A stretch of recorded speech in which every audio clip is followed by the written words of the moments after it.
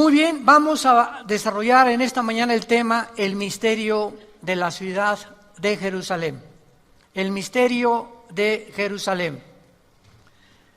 En el libro del Éxodo capítulo 2, si me quieren ustedes acompañar, los que no traigan Biblia, siéntense con un cristiano. Venir sin Biblia a la iglesia ya es el colmo de los colmos. En el capítulo 2 del Génesis, versículo 10 en adelante, se nos da una ubicación aproximada del huerto del Edén. Y lo que nos va a sorprender en este estudio, en esta mañana, va a ser en dónde se encontraba el huerto del Edén. Porque supuestamente, de acuerdo a la ubicación que vamos a leer en estos ríos, que es el Tigris y el Éufrates, que nace el Tigris desde Turquía y va bajando hasta el Golfo Pérsico, igual que el río Éufrates, y atraviesan la tierra de Siria, Irak. Entonces, durante mucho tiempo se especuló de que el huerto del Edén se encontraba cerca de Irak. Y no solamente eso, sino que yo hace muchos años también lo creí. Porque aquí claramente dice el capítulo 2 del Génesis, versículo 10, salía de Edén, pero acuérdense una cosa, el Edén era toda el área geográfica. Y dentro de toda esa área geográfica, puso Dios al oriente del Edén el huerto o el jardín donde colocó a la primer pareja humana. Entonces, cuando hablamos de que Adán y Eva crecieron en el Edén, nos equivocamos, porque Dios crea a Adán, síganme con cuidado, fuera del huerto. Y ya que Dios creó a Adán, lo coloca dentro del huerto, o el paraíso o el jardín. Y las únicas que fueron creadas en el huerto, en el paraíso, fueron las mujeres. Nadie se alegra, ¿verdad? Menos los hombres. Vean antes en el capítulo 2 del Génesis, versículo 8, y Jehová Dios, vamos a ver, Jehová Dios plantó un huerto en Edén. O sea, Edén era la zona geográfica. Fíjense cómo comenzamos a estudiar la Biblia detenidamente y nos sorprendemos de cosas que no habíamos notado antes. Por eso esta serie se llama Los Misterios de Dios. Jehová plantó un huerto en Edén al oriente y puso allí al hombre. O sea, Adán fue colocado en el huerto del Edén. No fue creado en el huerto, fue creado en el Edén, o sea, en la zona geográfica. Y ahí puso al hombre que había formado, y ahí hizo Dios nacer los árboles que ya sabemos, del árbol de la vida, los árboles frutales, etcétera, etcétera. Versículo 10. Y de ahí del Edén, o sea, no del huerto, del Edén salía un río para regar el huerto, y de allí se repartía en 4 brazos. El nombre de uno era Pisón. Este rodeaba la tierra de Ávila, donde hay oro. Y el oro de aquella tierra es bueno, allí también hay también bedelio y ónice. El nombre del segundo río era Gilgón. Este es el que rodea toda la tierra de Cus, o sea, el África. Y el nombre del tercer río Hidekel, que este es el río Tigris. Este es el que va al oriente de Asiria, y el cuarto río es el Éufrates. Entonces, cuando vemos un mapa actualmente de toda la zona del Medio Oriente, nos damos cuenta que el río Tigris y el Éufrates cruzan por Siria e Irak y desembocan casi en el Golfo Pérsico, e Israel está un poco atrás. Pero recordemos algo, cuando vino el diluvio universal, cambió completamente la geografía del Medio Oriente.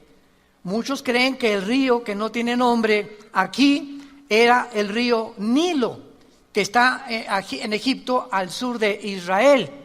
Entonces, cuando vemos todas estas cosas, podemos nosotros ya armar nuestro rompecabezas, porque la suma de la Biblia es la verdad. Tenemos que tomar aquí y tenemos que tomar allá para poder realmente descubrir los misterios que están aquí escondidos. Vayamos rápidamente para comprobar esto al libro de Deuteronomio, capítulo 32. Deuteronomio 32. Y veamos nosotros en el versículo 8 que la Biblia nos muestra cuando el Altísimo hizo heredar a las naciones. En otras palabras, aquí en este pasaje, Dios nos muestra que la conformación geopolítica y geográfica del mundo, Él la dividió. Se cree, ¿verdad? Y está comprobado que los 5 continentes que hay ahorita era un solo bloque de tierra. Y Europa se desprendió de América, África se desprendió también, Australia también. Entonces nos damos cuenta que antes todo estaba pegado, pero vino un cataclismo como el diluvio, que comenzó a separar los continentes, y esto está demostrado paleontológica y arqueológicamente y antropológicamente también. Y dice aquí la Biblia que Dios hizo heredar las naciones, o sea, Dios le dio a los españoles, ustedes van a ser españoles, italianos, etcétera, etcétera, y vino la división completa del mundo cuando hizo dividir a los hijos de los hombres y estableció los límites de los pueblos según el número de los hijos de Israel.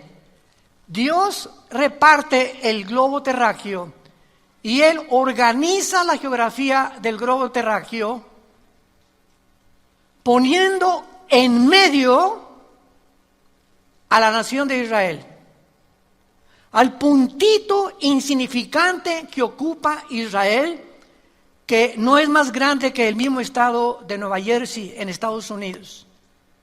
Si tú ves un mapa geográfico, Israel casi ni siquiera se puede distinguir, junto a Egipto, junto a Siria, junto a Jordania, Irán, etcétera, etcétera. Ahora, veamos esto en Ezequiel capítulo 5, esta verdad, que Israel es el centro del mundo entero. Y vamos a ir desarrollando esto poco a poco, y les repito, nos va a sorprender.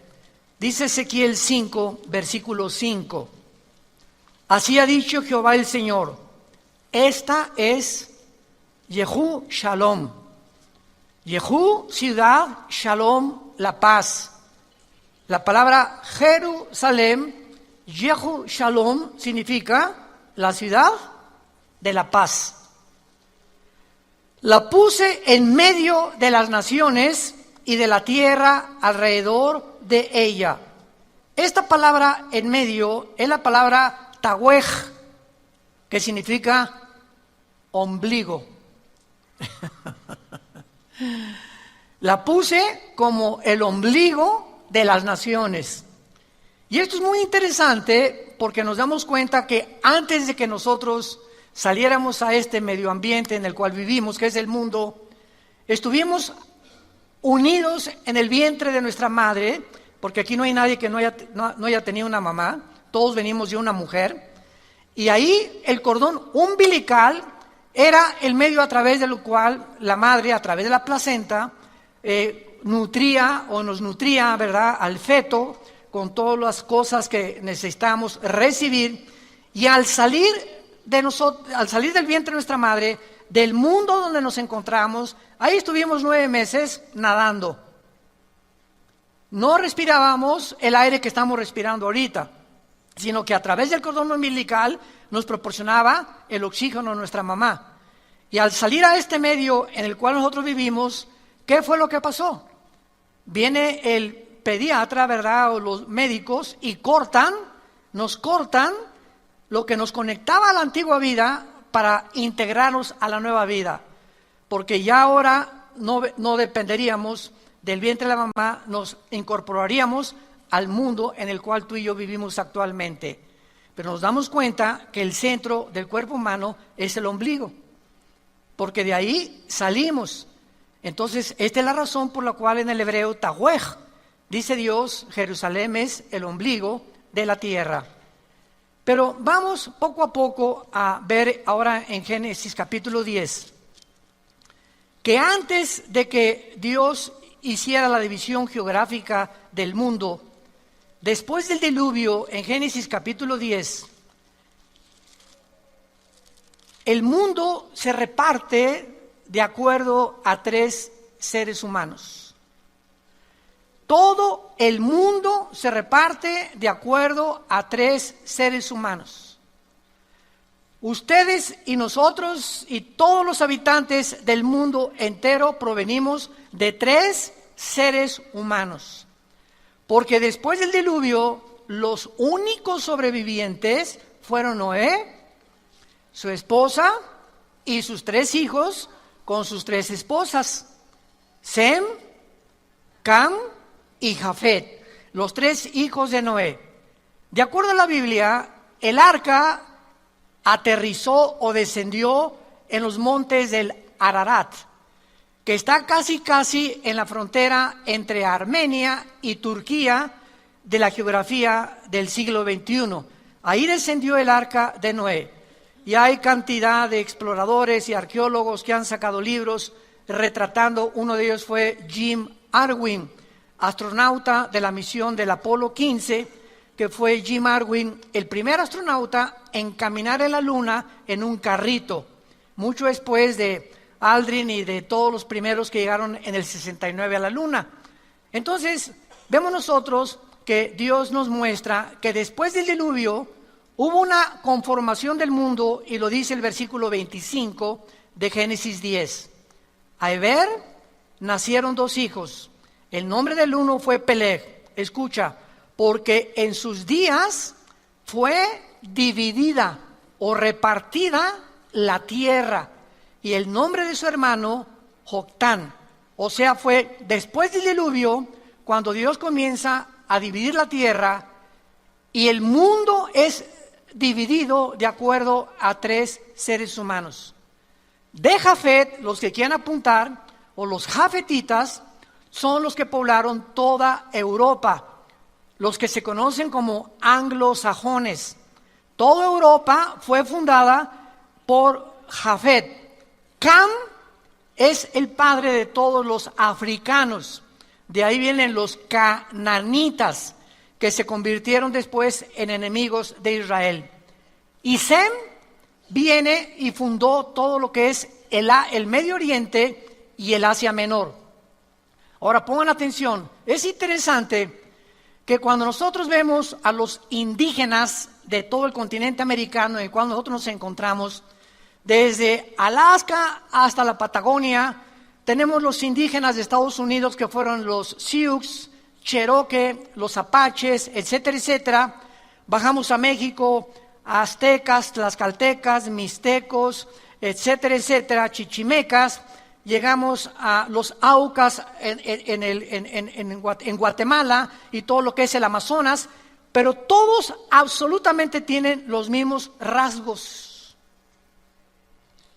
¿Nunca se han preguntado cómo llegaron los indígenas a poblar el continente americano en el cual nos encontramos nosotros?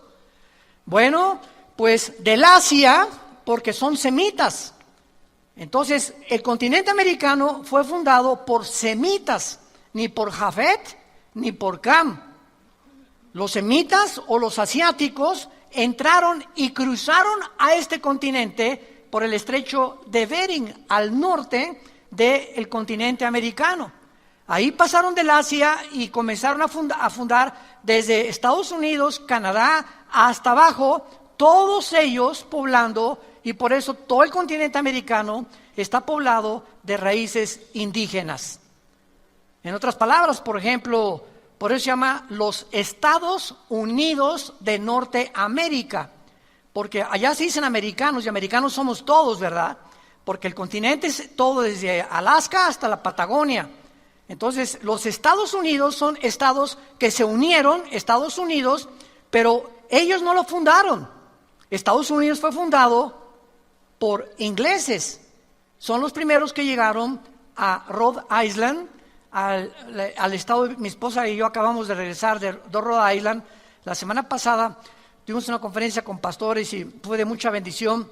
Y es un estado precioso, porque ahí llegaron los primeros pilgrims o peregrinos, ¿Ya han visto ustedes las películas esas donde llegaron con este libro? Entonces pisaron tierra americana huyendo del catolicismo que el Vaticano hizo para acabar con todos los que no fueran unidos y no creyeran que solo Roma salva.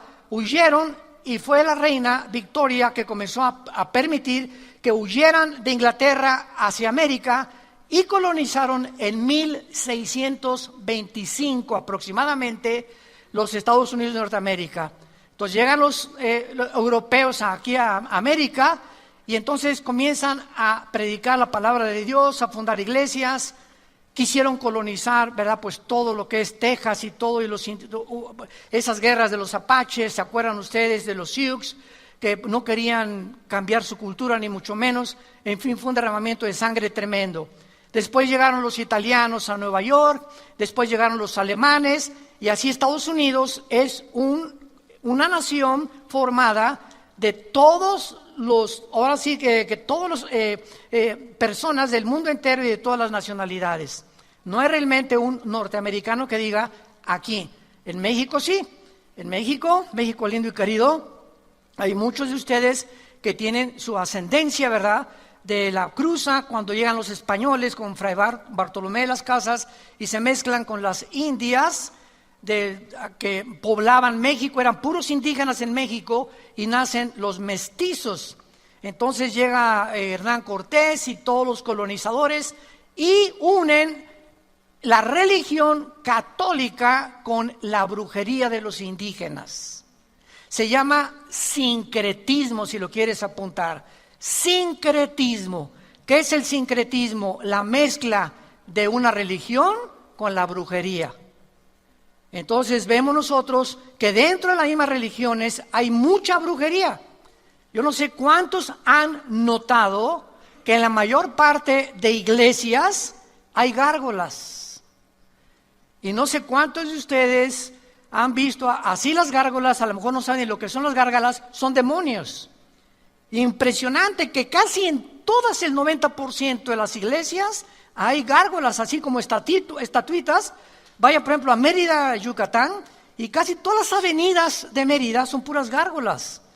O sea, hay una influencia tremenda, demoníaca, en México, Centroamérica y Sudamérica.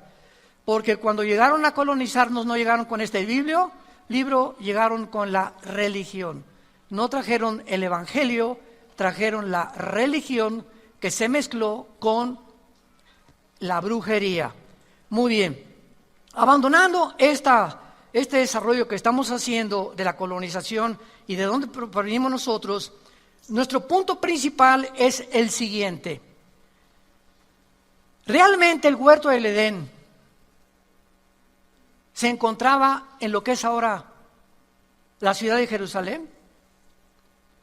¿Es posible que Jerusalén, siendo el centro en el cual Dios puso a las naciones del mundo y siendo el huerto del Edén donde Dios coloca al ser humano y donde se encuentra el monte de Sión? ¿Saben por qué se llama Jerusalén el monte de Sión? Gracias a David, porque Jerusalén está en un monte, también le llaman el monte del templo. ¿Y saben ustedes dónde se encontraba? Virgen de qué llamamos ahorita, ¿de la Macarena? ¿Dónde se encontraba el huerto del Edén? Exactamente, vamos ahorita a verlo, donde se encuentra ahorita la mezquita de Omar, el domo de la roca. Cuando llegas a Jerusalén hay un domo impresionante dorado y ese domo es una mezquita musulmana. Y debajo de ese domo y de esa mezquita musulmana se encuentra lo que era el templo de Salomón que reconstruyó el rey Herodes y que desde el año 70 después de Cristo hasta nuestros días los judíos no han podido hacer sacrificios. Y el judaísmo es una religión de sacrificios. No han podido hacer sacrificios porque no hay sacerdotes, no hay corderos y no tienen templo. Entonces, para que ellos recobren ese templo, que en el año 605 después de Cristo, uno de los líderes musulmanes, Omar, que era uno de los califas del Imperio Otomano turco, que hasta 1923 gobernaron casi la tercera parte del mundo, él inventó la religión del Islam, Mahoma. Y entonces construyeron a donde estaba el templo judío, como ya no había judíos, y los dispersaron por la maldición que cayó sobre ellos, construyeron la mezquita de Omar o la cúpula de la roca, y ahí se encuentra debajo el templo judío. Y es interesante, ahora que vayamos el año que entra, los que nos van a acompañar en junio, vamos a Israel del año que entra, es interesante que en la parte occidental del domo de la roca o de la mezquita de Omar, en árabe está escrito estas palabras: la roca del templo del huerto del Edén. Los mismos musulmanes escribieron esto: la roca del templo, el huerto del Edén. Y la puerta norte de la mezquita se llama la puerta del paraíso del Edén. Ba-ej-jina en el árabe. Y en el piso de enfrente hay una puerta de piedra de jaspe color verde de medio metro cuadrado, que los musulmanes le llaman la piedra del Edén. Vamos pues a descubrir nosotros lo siguiente: ¿cómo podemos comprobar que el huerto del Edén se encontraba en Jerusalén cuando ya vimos que cambió la geografía, la topografía, todo lo que ahorita vemos después del diluvio, y el descubrimiento que nos confirma que el huerto del Edén se encontraba en la ciudad de Jerusalén? Es que a Jerusalén se le llama el monte de Sión o el monte del templo, y es ahí donde fue creado Lucifer.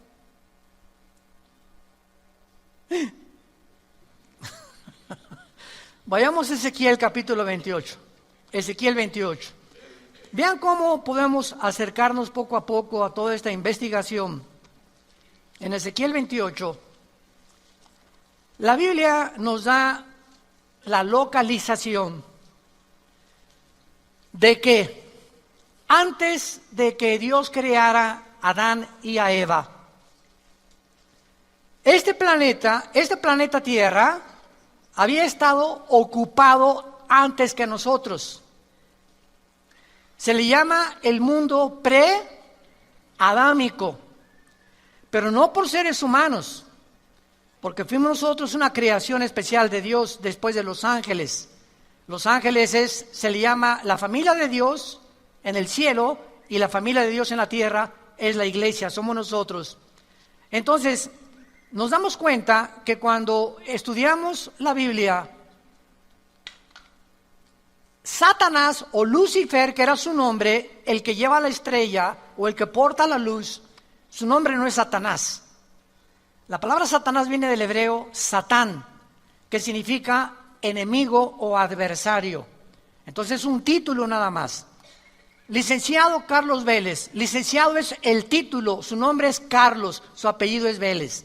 Entonces cuando hablamos de Satanás no es un nombre, es un título, el enemigo de Dios. El diablo no es un nombre. El diablo significa el que acusa, el que calumnia. Son títulos que nos hablan del carácter de Lucifer. El nombre de él es Lucifer, la estrella de la mañana, y vamos a ver por qué. En Ezequiel 28, versículo 12 en adelante, dice: Hijo de hombre, levanta endechas sobre el rey de Tiro, y dile, así ha dicho Jehová el Señor, tú eras el sello de la perfección. Aquí inmediatamente descubrimos que no está hablándole al rey de Tiro, a una persona física, humana como tú y como yo. Y lo vamos a ver más adelante, porque realmente ningún ser humano ha sido creado perfecto como Lucifer lo fue. Entonces, cuando está hablando el Espíritu Santo, nos está mostrando la Biblia que siempre detrás de los gobernantes se encuentran poderes de las tinieblas. Detrás de mucha gente, de muchos brujos, de muchos gobernantes, de muchos artistas, de muchos músicos, de muchos políticos, de muchos cantantes, se encuentran otras entidades espirituales que los están usando en el mundo. Y la mayor parte de los seres humanos no descubrimos ni nos damos cuenta y creemos, por ejemplo, ¿verdad?, que esa persona, como un Hitler, ya los mismos estudiosos, psicólogos y psiquiatras que han estudiado la persona de Hitler saben que no era una persona normal, que había una fuerza extraña. Los mismos que se acercaban a Hitler sentían algo diabólico en él. Y la Biblia nos muestra claramente que, pues claro, era un personaje completamente controlado por demonios. Más bien le ganaba al Gadareno, porque el Gadareno tenía 5,000 demonios y Hitler lo gobernaba un principado, un jefe de los demonios. Entonces la Biblia nos muestra también, ¿se acuerdan de Pedro? Que Cristo comienza a hablarles: es necesario que el Hijo del Hombre sea entregado por los ancianos, los líderes, los escribas, que muera, que sea crucificado y resucite al tercer día. Y en ese momento Pedro se acerca y le dice: no, Señor, no te acontezca tal cosa. Y se voltea a Jesús y le dice: aléjate de mí, Satanás. En ese momento algo estaba ocupando las cuerdas vocales del apóstol Pedro. Bueno, no era apóstol todavía, pero estaba tratando Satanás a través de Pedro hacer que Cristo no llegara a la culminación de su misión. Entonces, así nos vemos claramente que muchas veces demonios y principados operan en los seres humanos. Y para que nosotros podamos tener la capacidad de distinguir o de sentir en el espíritu como una parábola. Hay personas, ¿verdad?, que cuando un cristiano vive cerca de Dios y tiene la comunión con Dios continua, te da a Dios el discernimiento espiritual. La palabra discernir significa distinguir entre lo bueno y lo malo, entre lo que es de Dios y lo que no es de Dios. Ahorita vemos la televisión y el mundo entero está lleno de predicadores falsos, de profetas falsos, de apóstoles falsos, y la gente, amén, amén, amén. La mayor parte de la gente no distinguen, ¿verdad?, ni siquiera como esa persona. Y dices: pero ¿cómo le puedes creer a esa persona, no? ¿Cómo es posible que puedas aceptar lo que él está predicando, que está violando la palabra de Dios? Porque no tienen discernimiento espiritual y el domingo ni la Biblia traen a la iglesia. Y dice 2 Tesalonicenses 5, van a ser engañados. Y dejemos que aparezca el anticristo para que entonces el engaño se multiplique mucho más. Entonces aquí el Espíritu Santo le está hablando a Lucifer. Y vamos a ver por qué. Versículo 13, en Edén. O sea, el rey de Tiro nunca estuvo en el Edén. En Edén, en el huerto de Dios. Edén es la zona geográfica, el huerto es el jardín que Dios colocó para probar a la primer pareja humana.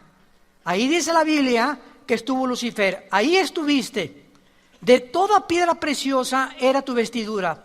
La palabra merucá en el hebreo, vestidura, no es ropa, es cabañas o lugares de habitar. En otras palabras, el huerto del Edén de Adán y Eva eran frutas, árboles deliciosos, agua cristalina, era un bosque impresionante, ¿verdad?, de belleza, guacamayas, me imagino, y todo así bonito, flores por todos lados, era un jardín hermosísimo con manzanas, con almendras, etcétera, etcétera. El huerto del Edén, antes que nosotros, era un lugar de piedras preciosas, de puros metales. De puros metales. Y cuando dice la Biblia que donde Satanás habitaba era cornerina, topacio, jaspe, crisólito, berilo, ónice, de zafiro, carbunclo, esmeralda, oro, etcétera, etcétera, son las mismas piedras preciosas que usaba el sumo sacerdote de Israel cuando Dios diseña el tabernáculo, y tenía aquí en el pecho, se llamaba el efod. El sumo sacerdote entraba al lugar santísimo en el Antiguo Testamento y entraba con 12 piedras preciosas, 4, 4 y 4. Eran 3 hileras de piedras y son estas que menciona aquí. Esto es interesante. ¿Por qué Dios relaciona las piedras preciosas del Edén con las piedras preciosas del sumo sacerdote? Ya cuando desaparece ese Edén y ahora es un paraíso que ya tampoco existe, ¿por qué lo relaciona con las piedras del sumo sacerdote? Esto nos habla que Lucifer fungía y tenía el oficio del sumo sacerdote en el cielo. Vamos con mucho cuidado. Pregunta, ¿pero cómo si no había pecado podía haber un sacerdote?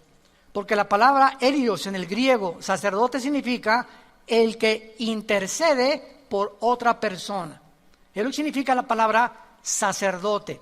Y ahora ya no tenemos nosotros a ningún sacerdote. Ahora nosotros somos sacerdotes cuando recibimos a Cristo, porque ahora yo puedo orar por mis hijos, puedes orar por otra persona ante Dios sin el intermediario de ninguna otra persona. Ya en la cruz a nuestros días, ya no tengo que venir con una persona y decirle, por favor, le voy a decir mis pecados, me confieso y me perdona, pues ese 20 Aves Marías o 5 Padres Nuestros y usted es perdonado. Y eso ya no existe. Ahora nuestro sumo sacerdote es Jesucristo. Y Él es el que está intercediendo por nosotros. Ya no hay necesidad de intermediarios humanos, porque no hay más que un mediador entre Dios y los hombres, Jesucristo hombre. 1 Timoteo capítulo 2. Muy bien. Entonces, esta era la habitación de Lucifer. Y a lo que vamos es que ahí en el lugar del Edén se encontraba lo que se llama el monte de Sión.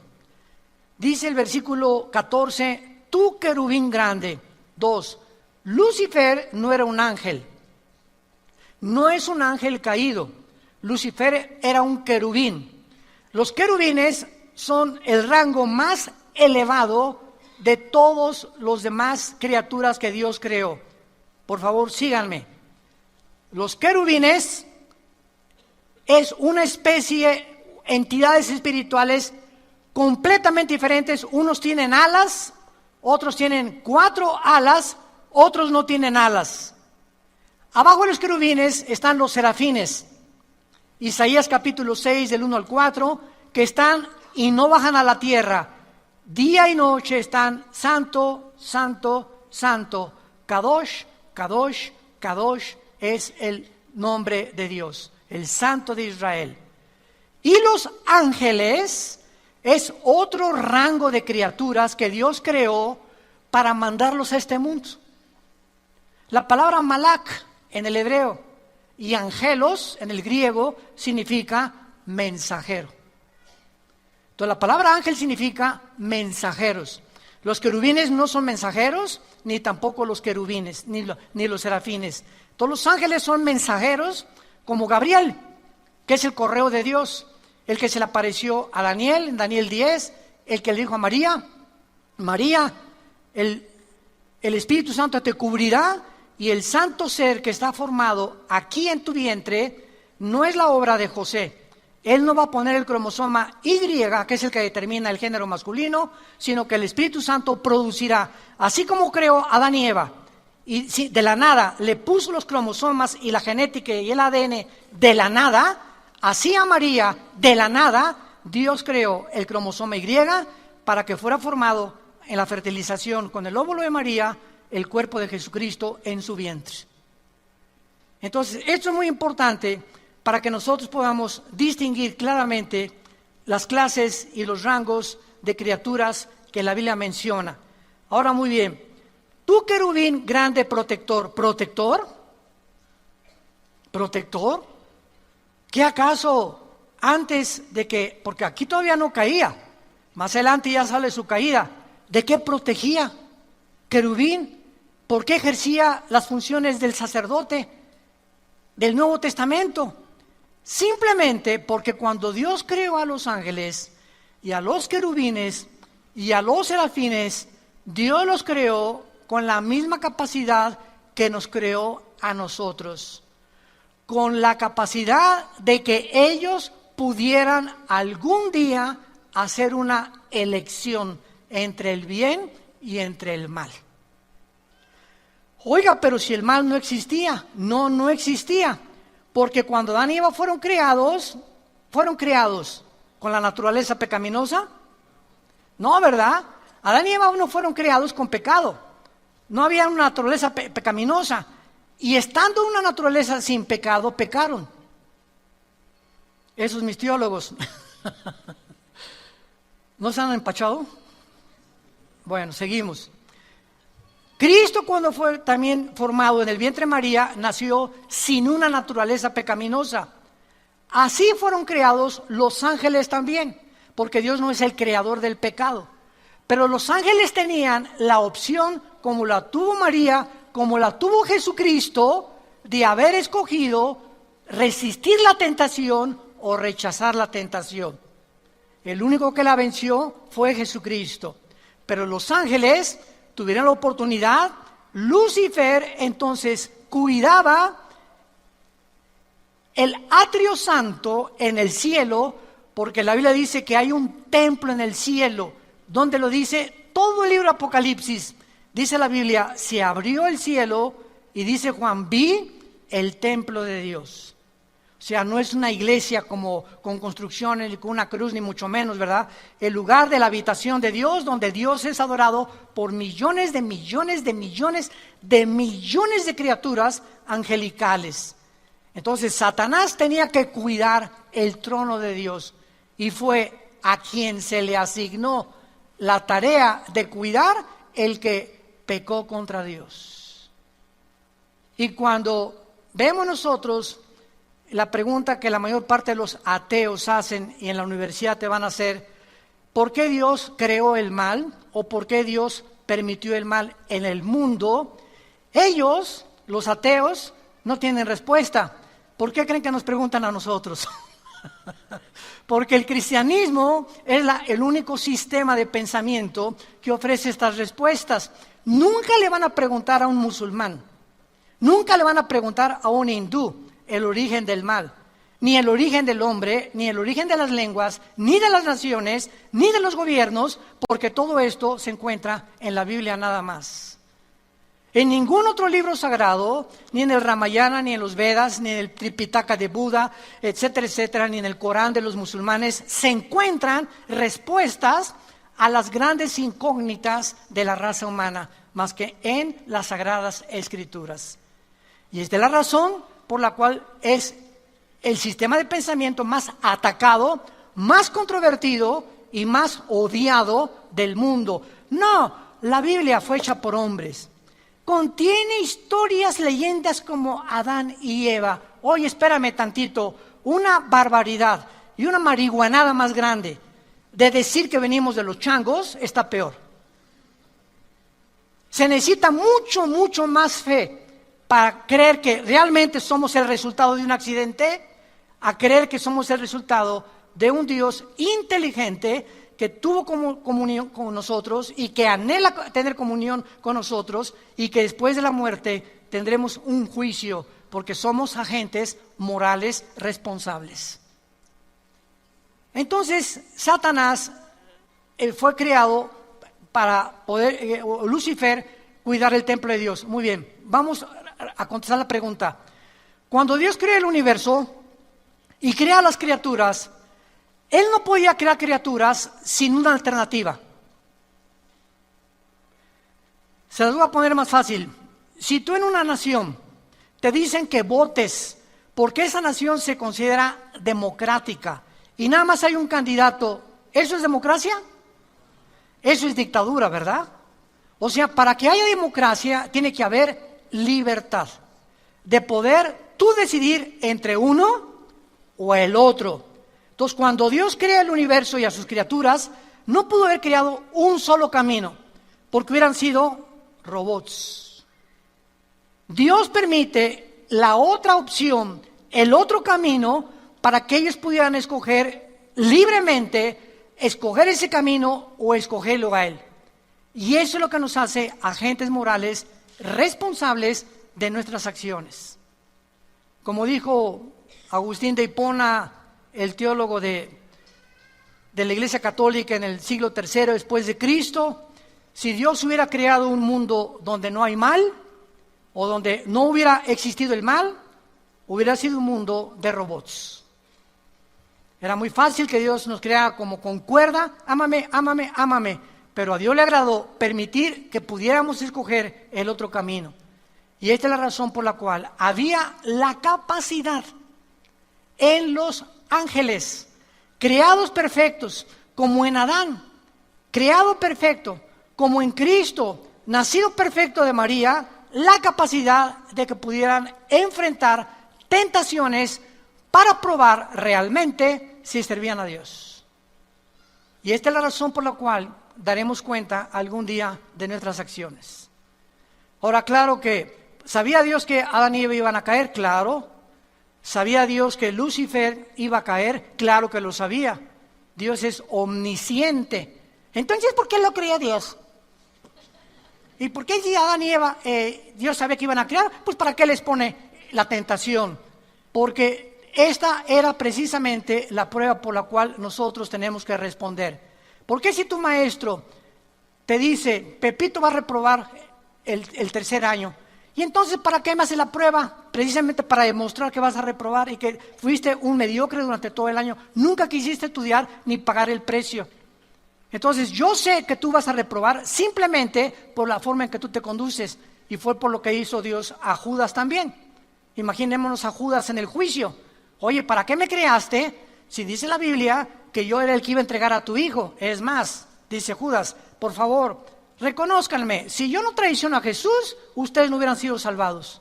Porque gracias a que yo lo traicioné, entonces Jesús pudo morir por nosotros. Pero si yo no lo traiciono, Cristo no muere en la cruz. ¿Se fijan esta línea de lógica, aparentemente lógica? ¿Saben quién pensaba de esta manera? Un ateo italiano llamado Giovanni Papini. Y me acuerdo que antes de ser cristiano, estas preguntas se las hice yo a los cristianos y no hubo quien me respondiera.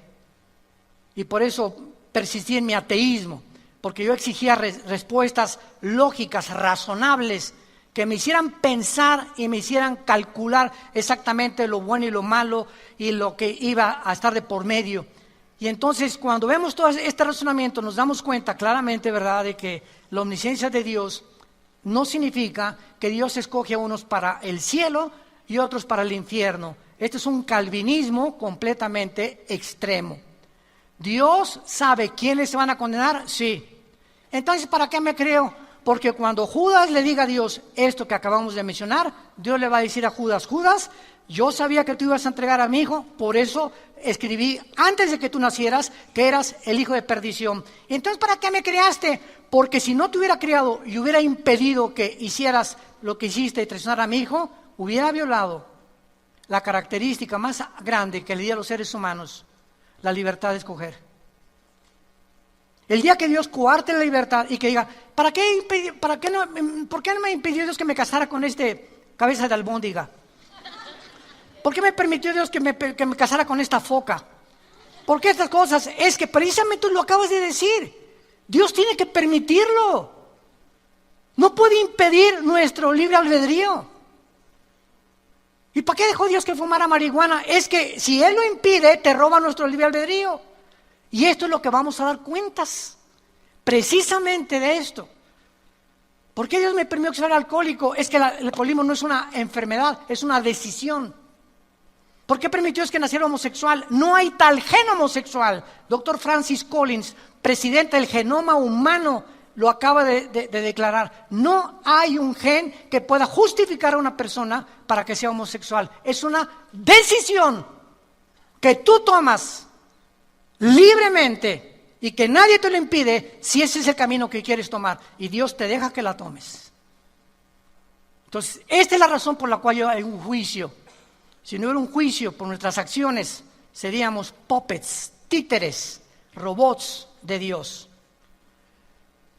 Y lo que nos concierne en Ezequiel 28:14 es después de que se le menciona como querubín grande, protector.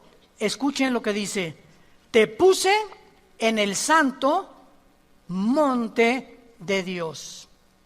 Allí estuviste en medio de las piedras de fuego, perfecto eras en todos tus caminos, versículo 16, y a causa de la multitud de tus contrataciones, esta palabra contrataciones, reculá, en el hebreo significa tráfico. Tráfico, a causa de algo que él traficó en el cielo, fuiste lleno de iniquidad, versículo 18, con la multitud de tus maldades y con la iniquidad de tus contrataciones, profanaste, apunta la palabra hebrea, chalal, C-H-A-L-A-L, como suena, chalal, que significa prostituir o traficar sexualmente. Te prostituiste. Un tipo de tráfico entre los ángeles. Y profanaste tu santuario. O sea, te saliste del orden en el cual yo te había creado. Y por alguna razón misteriosa, la tercera parte de los ángeles se fueron con él. Dejaron el cielo y se fueron con él. Fueron creados en la tierra, subían al cielo y bajaban al cielo, y todavía Satanás tiene acceso al cielo, pero dice la Biblia, te arrojaré en la tierra, y aquí fue el lugar donde Dios decidió que Lucifer creciera, y la paleontología, la antropología, la arqueología nos dan testimonio, señores científicos que nos escuchan, de que construcciones como las pirámides de Egipto, de Giza, las de Stonehenge en Inglaterra, los mayas, ¿quién les dio a estas personas humanas hace 4, 5, 6 mil años el conocimiento sin calculadoras, sin telescopios, sin ningún aparato moderno que tenemos para poder haber hecho esas pirámides que a través de 4,000 años, el sistema de impermeabilización que tienen, ni siquiera el medio ambiente, ni la erosión del viento, ni la lluvia ha podido penetrar y cargar esas piedras humanamente de 12, 15 toneladas, las de Machu Picchu en Perú? Entonces, Discovery Channel, National Geographic, los extraterrestres. Fuimos visitados por extraterrestres, y es más, hasta tenían las escafandras, como etcétera, etcétera, porque ahí están pintados por todos lados, y venimos a la Biblia. Esto fue la razón por la cual escribí el libro que acabo de escribir, La invasión de los ángeles caídos. Se los recomiendo, ahí explico todo claramente, para que vayas con tu maestro así, y le hagas aquí, mire, aquí están sus extraterrestres, maestro. Eso es lo que el mundo llama que una influencia extraterrestre son ángeles caídos. Son los ángeles que tienen la capacidad de materializar la energía. Y el cristiano ni siquiera ha podido descubrir el poder de la materialización de los ángeles, y que son interdimensionales, que pueden estar en una dimensión los ángeles, en otra dimensión pueden entrar a nuestra dimensión de 4 dimensiones, pueden hacerse visibles, pueden comer con nosotros, pueden tomar forma humana como nosotros. Dice Hebreos 13 que muchos han comido o han hospedado ángeles sin que tú te des cuenta, porque tienen esta capacidad. Según de Corintios 11, Satanás se disfraza como ángel de luz. Nunca, dice un dicho, si tú quieres realmente en una reunión saber quién está influenciado por Satanás, es la persona que menos te esperas. En una reunión de 50 personas, un pastor me dijo, si Satanás quiere llegar a usted, pastor, ¿qué va a hacer? se va a meter entre todas las personas y va a estar de los más cercanos a usted. Muchas personas de las más cercanas a nosotros, tengamos cuidado, pueden tener cara de ángel y pueden ser personas con una apariencia supuestamente buena. Esos son precisamente los que usa el diablo. Se disfrazan como ángel de luz. Nunca se disfraza como el guasón, ni con cara de loco. Él viene como ángel de luz. Entonces vemos claramente que Israel es el monte de Sión. De acuerdo a la tradición judía, el templo del monte, que es donde se encuentra la mezquita de Omar, es el fundamento sobre el cual Dios creó al mundo, porque allí se encontraba el monte de Dios, el huerto del Edén. Ahí fue donde Salomón edificó su templo. Ahí se le apareció en el monte de Sión a David. Ahí Abraham intentó sacrificar a Isaac y actualmente es el lugar donde está la mezquita de Omar. La implicación de este estudio es que cuando Dios se separa del huerto del Edén y saca a Adán y Eva, Génesis capítulo 3, lo saca del huerto del Edén y prohíbe que el ser humano regrese al huerto del Edén, poniendo un querubín con una espada encendida. Los querubines significan en la Biblia la santidad de Dios. Por eso en el arca mandaron construir 2 querubines con alas tapando, o sea, nadie puede ver lo que está ¿cómo se llama? Donde se ponía la sangre del sumo sacerdote, cuidando la santidad de Dios. Entonces el querubín en el huerto estaba impidiendo que el ser humano en estado caído no podíamos regresar a tener comunión con Dios. Lo impedía la santidad de Dios y la espada, la justicia de Dios. Esta santidad de Dios y esta justicia de Dios, ninguno de nosotros podía cumplirla, porque somos seres imperfectos y caídos. Entonces Dios mandó a su Hijo Jesucristo, para que Él, en su perfección humana y divina, y en su santidad, cumpliera la justicia que nosotros no podíamos jamás cumplir, los mandamientos de Dios. Entonces Cristo muere en la cruz y nos dice: Armando, si tú crees lo que yo estoy haciendo por ti, yo te imputo mi justicia. Yo no soy justo. La justicia es como un saco que traemos puesto, que no es de nosotros, es de Cristo. Pero es esta justicia de Cristo la que tapa nuestros pecados, porque a los ojos de Dios estamos sentados ya con Él. Efesios capítulo 3, estamos ya sentados con Cristo y ya Dios nos ve sin pecado. Esto se llama la posición del cristiano. En la experiencia seguimos pecando, pero gracias a la sangre que es tan fresca como hace 2000 años, la seguimos aplicando todos los días a nuestra vida. Entonces, esta es la razón por la cual los querubines, representando la justicia y la santidad de Dios, fueron puestos para bloquear la entrada del ser humano. Ahora, muy bien, el ser humano es sacado del huerto, pero Dios, rápidamente, Éxodo capítulo 25, para terminar, Éxodo 25, Dios anhela que esa comunión que Él tuvo en el huerto con Adán y con Eva se pudiera continuar manteniendo. Pero como el ser humano no podía cumplir esa justicia y esa santidad hasta la cruz, le dio órdenes a Moisés: constrúyeme un lugar donde yo habite y donde nadie puede entrar más que un sumo sacerdote, una vez al año, que se llamó el tabernáculo.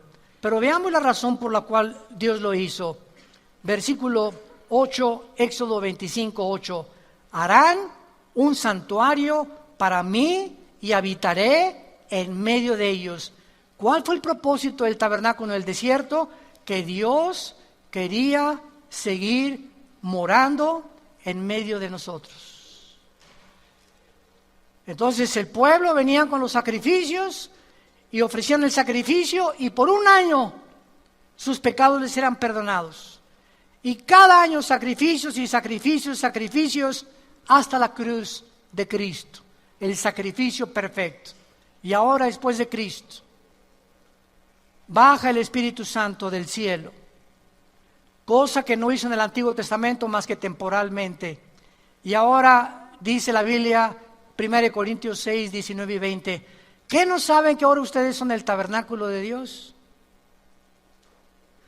Ahora nosotros somos el templo de Dios. Ahora Él habita dentro de nosotros. Y ahora no tengo que estar buscando en emociones. Quiero sentir a Dios. Aquí está dentro de ti. Cabeza de caracol.